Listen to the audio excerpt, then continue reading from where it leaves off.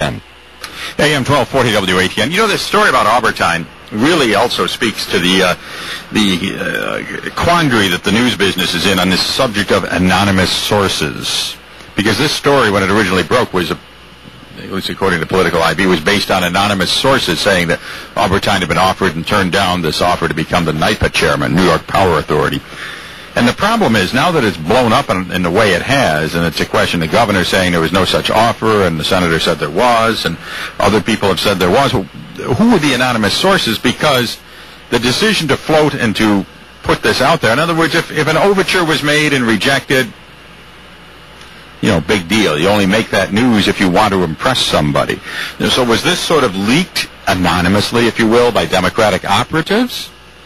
Or was it leaked by Republican operatives who knew about the deal Bruno had cut with Patterson, if there was such a deal, and they were trying to embarrass Aubertine? Who was the one shopping the story? Now, a lot of times it doesn't matter. I mean, if the truth comes out and so on, everybody's happy. But sometimes the anonymity of the source gives currency to the story that wouldn't have existed otherwise. Because, you know, why not just say, I heard this, and attribute it to somebody?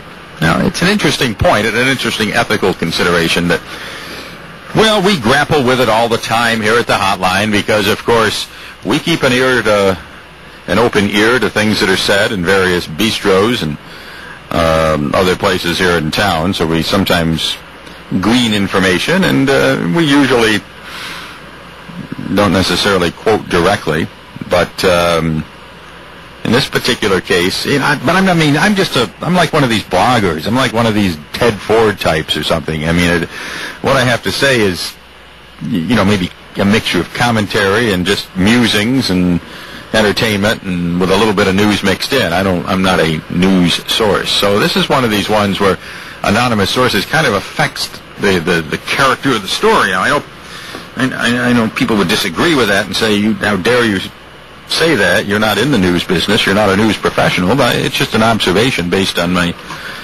years when I used to do that for a living.